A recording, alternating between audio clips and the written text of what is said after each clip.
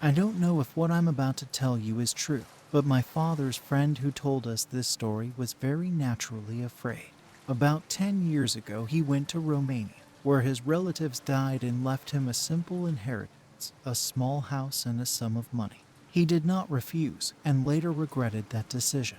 When he got there, he quickly got to know the neighbors and was very surprised when they offered to either consecrate the house or stay with them until he made major repairs there. When he asked why they said that, they told him that the house was infested with evil spirits, and he should be especially afraid of the doll collection. He only laughed, as he did not believe this nonsense at all.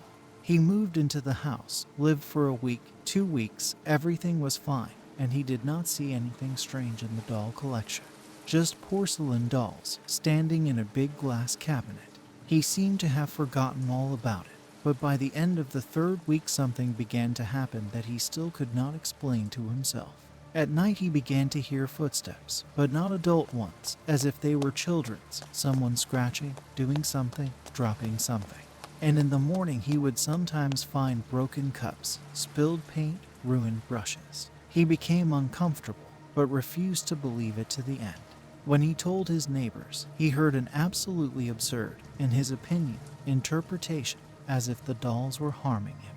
He was frightened, but he did not show it. He painted the picture during the day, finished by nightfall, and went straight to bed. In the night he heard footsteps, rustling, grinding again, but he was afraid to go out of the bedroom.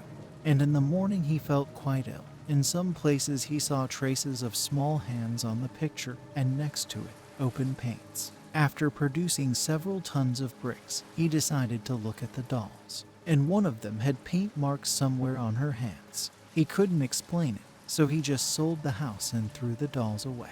And since then he seems to be living normally.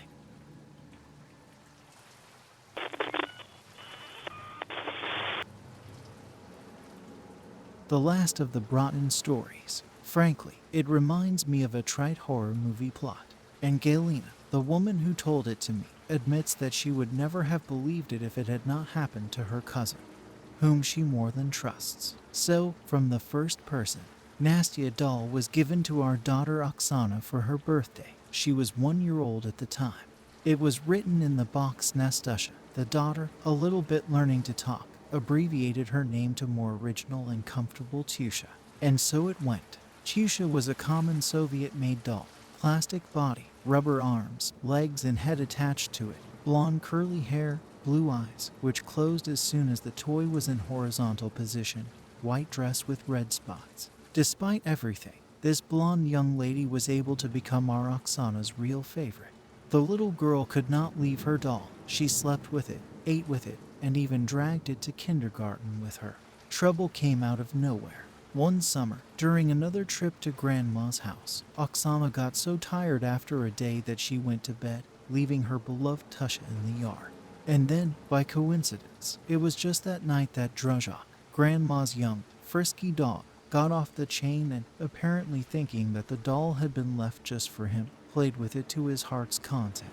The result was very, very disappointing. Poor Tusha was found in the morning behind the bathhouse, with numerous traces of teeth, half-torn hair, and, most unpleasant of all, her face practically ripped in two. Of course, it was just impossible to show Tusha's disfigured body to the child. So, having lied to Oksana that her friend had gone on vacation by plane, we started looking for an identical doll. Alas, it soon became clear to us that finding a new Tusha, not an easy task. After running around a dozen toy stores, we learned that this kind of dolls was phased out 2 years ago and there are almost none left on sale. Internet, where you can now find any whim. At that time there was no, therefore, the search we were to long and difficult. The way out, as always, was suggested by our resourceful father. He was just then fond of photography, and not long before Tusha's tragic death, he took a picture of the two of them together with his daughter. The idea, in general, was simple: to take the picture to a local newspaper and give an ad. So, urgently looking for a doll like this. We'll buy it for any money. A week after the note, no response. It has not come. Oksana kept asking when Tusha finally gets back from vacation, and I'm pretty tired of lying to her. And then suddenly, phone call. The woman on the other end of the line in a pleasant voice said that she has exactly the same doll and she was ready to give it away for free. Say, her daughter is all grown up. She has no need for toys for a long time. The next day, Najd, so called our savior, invited us to her, where she handed over a blonde beauty. The doll really was like two peas in a pod like our Tusha, just looked newer. It was obvious that even if she was played, it was much smaller and gentler. However, it was quite easy to explain these differences to the little kid. Tusha, they say, had a good rest at the sea and now looks even better than before. The con was a success. Oksana joyfully met her favorite doll from her vacation and began to treat her even more reverently than before. Only the format of their, so to speak, communication has changed somewhat. Whereas previously my daughter used to rush around the apartment with Tusha, feeding her from the doll's crockery, bathing, changing clothes, and brushing her hair. Now she would just sit down somewhere in the corner with her and talk. From the outside it all looked like a normal dialogue. Oksana was asking her pet questions, and as if she was getting answers. Then the opposite, as if she was answering her something. At first this did not bother me at all, but after a while it became alarming. Too lively were the conversations between the daughter and the doll. What do you spend so much time talking to Tusha about? I couldn't help asking one day. About many things. I tell her about myself, about kindergarten, about my grandmother, about Buddy. And she tells me about the hospital and how here. Oksana poked my heart with her finger. It hurt a lot. I was taken aback. What other hospital, and what there was someone in pain? Is she telling you herself? Trying to appear unperturbed, I specified. Yes, you know, her eyes are sometimes alive. Well, just like yours. A little dazed by what I heard, I snatched the doll from my daughter's hands and looked at her carefully. Eyes like eyes. Dolls, plastic. No, my little girl probably imagines, and no more. However, very soon I noticed one bad pattern. Since the arrival of Tusha's double in our house, Oksana started getting sick 3 times more often than before. Just out of the blue her temperature would rise, or her stomach would hurt so badly that we had to call an ambulance, or something else, but that's not all. Daughter began to walk in his sleep, which before it had never been noticed. My fears were confirmed by the experiment. After leaving with Oksanka for 24 days at the vacation house, I forgot to put Tusha in the suitcase. The daughter was upset, but nevertheless, during the entire time, no illnesses, no sleepwalking. When we came back, it all started again. Health problems, sleepless nights, long dialogues with the doll. I have carried out similar checks a couple more times. I will not describe them in detail, so as not to take up time. I will tell only that their results made me really paranoid.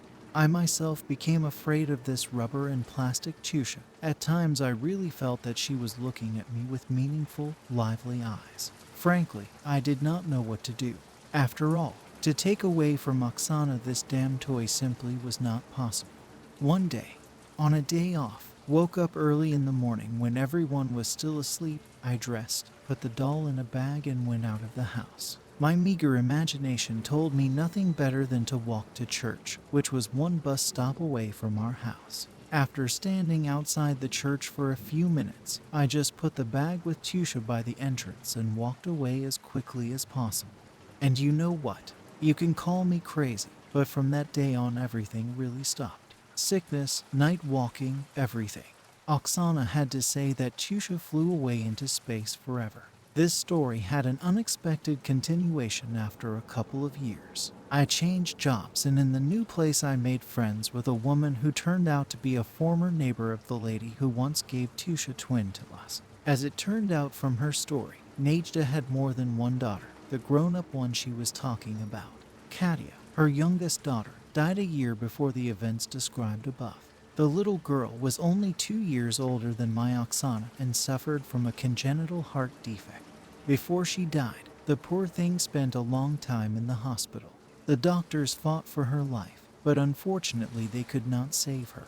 A year tormented with painful memories, after which, in order not to completely lose her mind, decided to give away her deceased daughter's belongings. I don't know the details, because my colleague and her roommate weren't close friends after all. but apparently Chusha Double was one of Katia's toys. That would be all right. It would make sense, except that a chill ran down my spine anyway. I remembered my daughter's story about Chusha telling her about the hospital and the pain right there.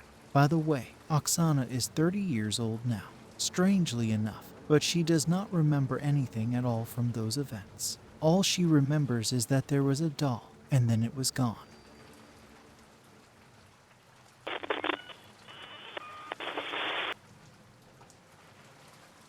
It's not for nothing that they say you shouldn't take anything from a cemetery and take it home. I had always been a skeptic until mysticism touched my family. This story happened in the spring of 2014. My parents and I went to the cemetery to clean up our relatives' graves, paint the fence, and commemorate the dead. My little 5-year-old sister had no one to leave her with, so we had to take her with us. While we were busy cleaning, little sister was wandering around the cemetery, looking at the monuments. We are from the village with a population just over 400 people, and the local cemetery is not big, so we weren't afraid to lose our sister Larissa. Everything is in view. We worked the whole day. We were going home when it already began to get dark. Evening differed little from others, but night. When all the family was in its tenth sleep, Lara woke me up. She was crying, shouting that she wouldn't give anything back, that she was the first to find. I couldn't understand anything in my sleep, so I started to calm my sister down and ask her what had happened. She pointed to an empty corner, saying that a little girl was standing there, asking me to give her toy, which Larissa found at the cemetery. It turned out that while we were busy working during the day, the little sister had taken a little teddy bear from the child's grave and hidden it in her purse. I started scolding my sister, explaining that I shouldn't take anything from the cemetery.